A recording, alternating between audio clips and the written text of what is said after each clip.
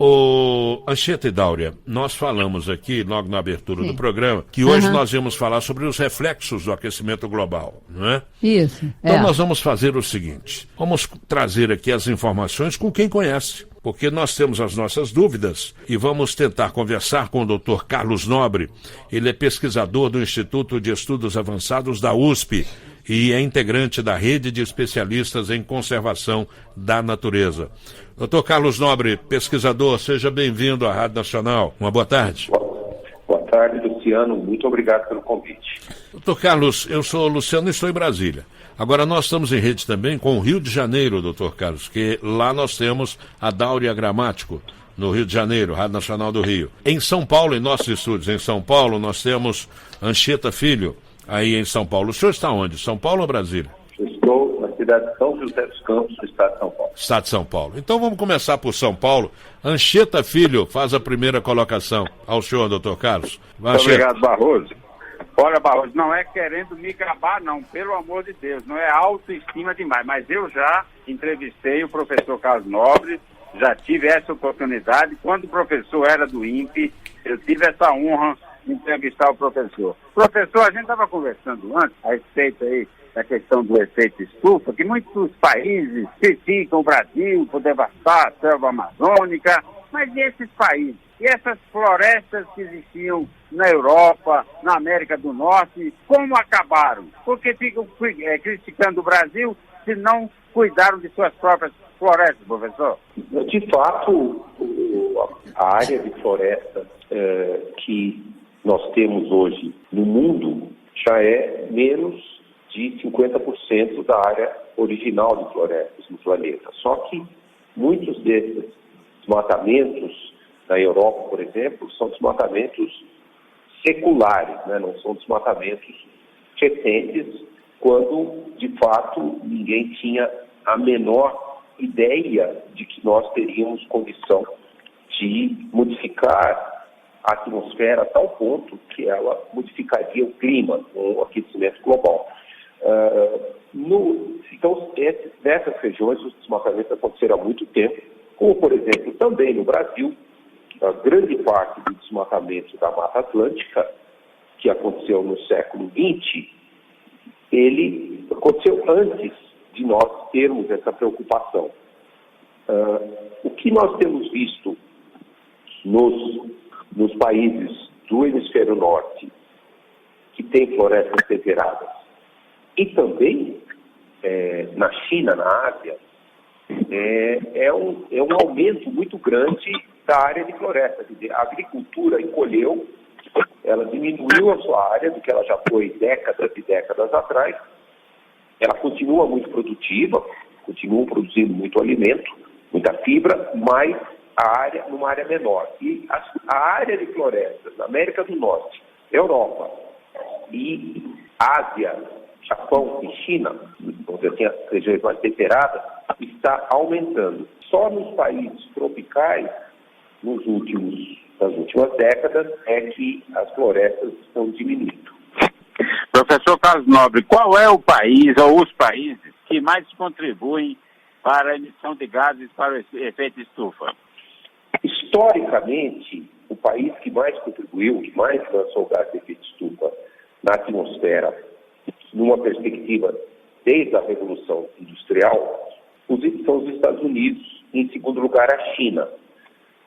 Há cerca de 10, 12 anos, a China ultrapassou os Estados Unidos nas emissões de gás de efeito estufa anuais. Quer dizer, a China hoje é o país que mais emite gás de efeito estufa. Ainda que a maneira mais correta de fazer essa medida não é o total que um país emite, mas a emissão per capita. Então, nesse caso, os Estados Unidos têm uma emissão per capita de cerca de 16 a 17 toneladas de gás de efeito estufa por ano, por habitante, e não é nem o país com a maior emissão per capita. Há países árabes que essa emissão per capita passa de 22, 24. A China tem uma emissão per capita de 10 toneladas por habitante. Por outro lado, a Índia, que é um país tão populoso quanto a China, tem uma emissão per capita de 2 toneladas por habitante. E o Brasil fica aí no meio, tem uma emissão per capita de 7,5 toneladas por habitante. A diferença é que todos esses países, grande parte da emissão dos gases de efeito de estufa vem da queima de combustíveis fósseis, queima de petróleo, gás natural e carvão, tudo para gerar energia. No Brasil, ao contrário, cerca de 25% vem da queima de combustíveis fósseis e cerca de 70% vem ou emissões diretas da agricultura ou emissões relacionadas ao desmatamento. Obrigado, professor. Professor, nós vamos agora ao Rio de Janeiro. A pergunta é da Dáurea Gramático. Muito obrigada, Luciano. Professor Carlos Nobre, eu perguntaria para o senhor o seguinte: a gente sabe que o Brasil precisa crescer, precisa se expandir e precisa ter maior produtividade em várias áreas e muito provavelmente nós vamos perder muito espaço vegetal aí nas florestas. Mas acontece que na Etiópia, por exemplo, eu estava vendo agora aqui, fazendo uma pesquisa aqui, na Etiópia eles fizeram, num dia só, eles plantaram 350 milhões de árvores, num dia apenas, em 12 horas na verdade. Fizeram um mutirão e fizeram reverter a realidade que existia lá, que era de perda dramática na cobertura florestal, tal. Então, como é que poderia ser feito isso no Brasil? Porque, vamos supor, aqui no Rio está havendo uma crítica porque o autódromo vai ser construído numa área onde tem uma reserva ali. Essa reserva, quando for tirada, a gente vai precisar plantar árvores em outros lugares. Como é que a gente poderia fazer para motivar as pessoas a, num dia único, saírem plantando assim, na minha rua, na pracinha perto da minha casa, nos jardins de quem tem possibilidade? Como é que poderia ser feito isso, professor? Sem dúvida, comunicar à população as totais vantagens de plantar árvores é algo muito importante. Isso tem que ser um programa de nação, um programa que não é um programa governamental, tem que ser um programa de toda a sociedade, do sistema educativo, da rede de comunicação. Então, tem que virar uma meta nacional, como alguns países, você citou bem a Etiópia, há vários países, a Índia, plantando bilhões de árvores, a China é o país que mais refloresta no mundo. As maiores áreas de reflorestamento hoje de floresta são na China, e a China está reflorestando uma área relativamente seca. Não é uma área como, por exemplo, as áreas tropicais e florestas que são úmidas, e as florestas crescem muito mais rápido. De fato, é essencial para nós contermos o ritmo do aquecimento global, que pode ficar muito perigoso se nós não reduzirmos as emissões, quer dizer, pararmos de queimar combustível fóssil, pararmos de desmatamento, mas nós também podemos usar o crescimento das árvores para retirar gás carbônico da atmosfera. Essa é a medida muito eficiente, muito barato, e é chamado uma solução natural, porque, afinal de contas, as árvores fazem isso há bilhões, há centenas de milhões de anos, né? É uma coisa da biologia do planeta. E o Brasil, de fato, é o país que tem o maior potencial de plantar árvores, muito maior que da China, da Índia, porque o Brasil tem uma área grande de agricultura, 2,6, 2,7 milhões de quilômetros quadrados em agricultura e pecuária, a maior parte em pecuária, 1,7 milhões de quilômetros quadrados em pecuária, mas a pecuária é de baixa produtividade. A agricultura tem melhorado a sua produtividade, sem dúvida, mas está muito longe do limite que nós poderíamos ter de uma agricultura moderna. Então, o Brasil poderia, de fato, a grande solução é tornar mais produtiva a sua agropecuária, liberando, por exemplo, 500 mil quilômetros quadrados para restauração florestal e aí se tornar o país com a maior quantidade, maior área e o maior número de árvores plantadas. Sim, é muito importante plantar árvores, mas também regeneração natural. Por exemplo, na Amazônia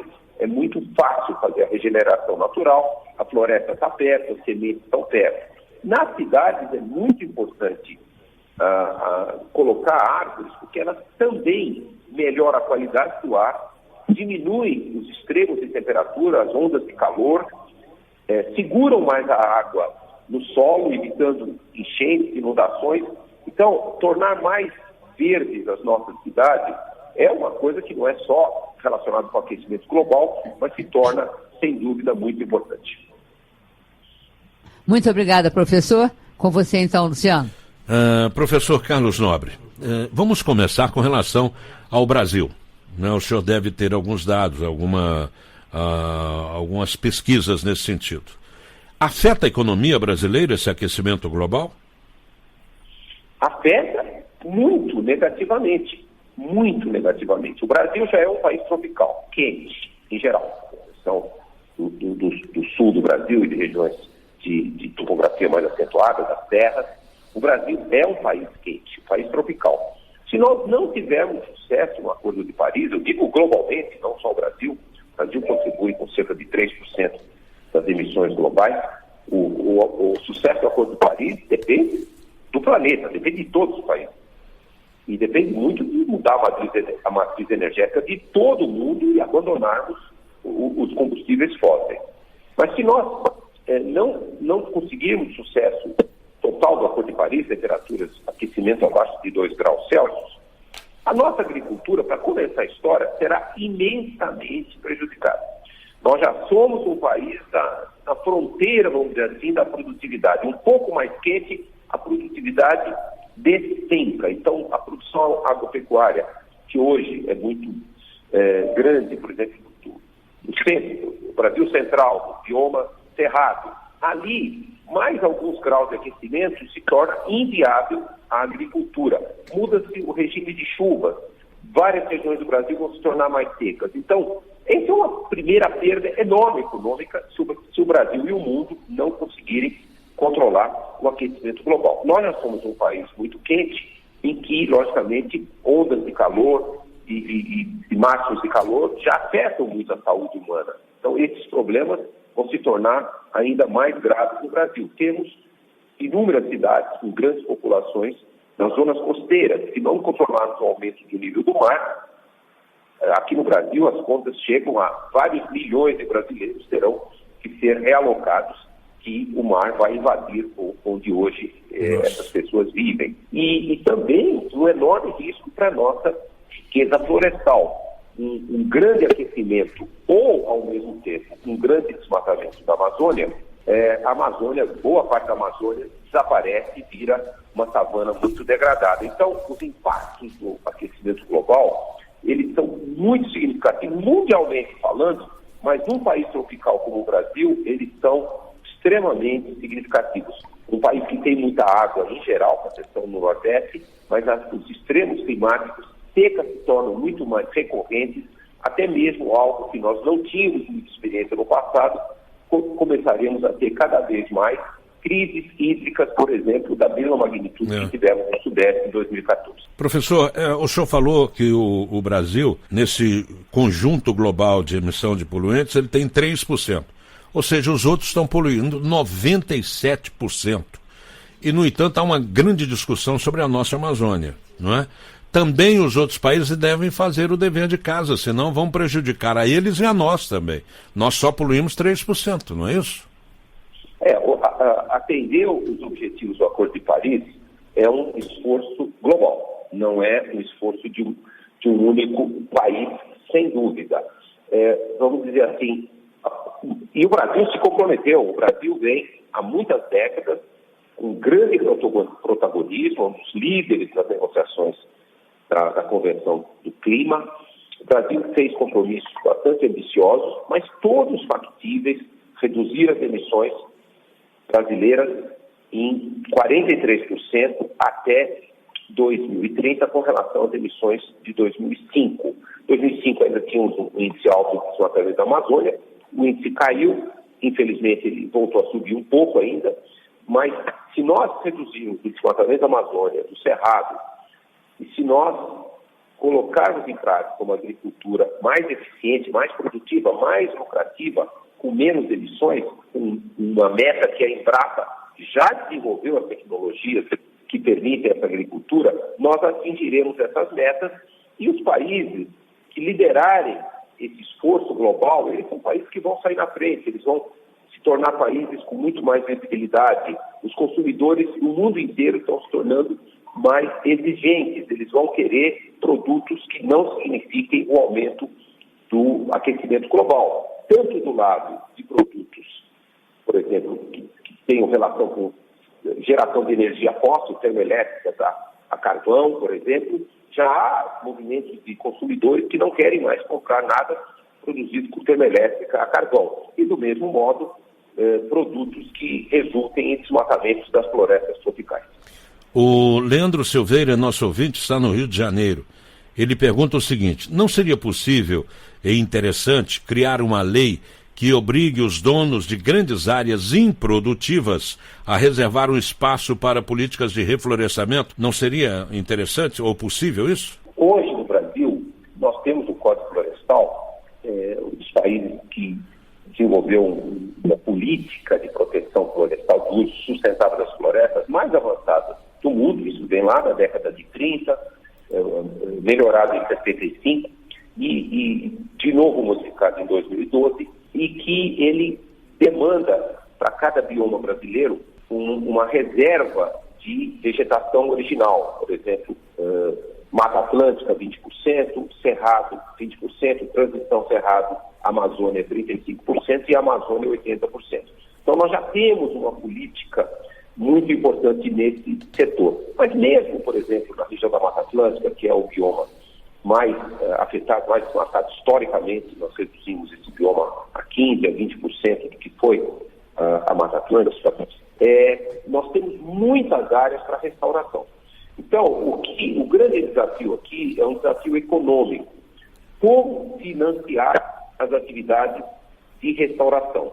Os custos variam muito. Na Amazônia é bem mais barato, a restauração é quase que natural. Em áreas muito distantes de fragmentos de floresta, a restauração tem que ser induzida, tem que ser feita. Custa-se aí numa faixa de R$3 mil por hectare, por 10 mil metros quadrados, para replantar uma floresta nativa, como a Mata Atlântica, por exemplo. Então, existe uma questão de como financiar isso, como ajudar os proprietários privados a se envolver nisso. Essa é uma discussão importante, porque quando essas florestas restauradas começarem a crescer, elas estão retirando gás carbônico da atmosfera.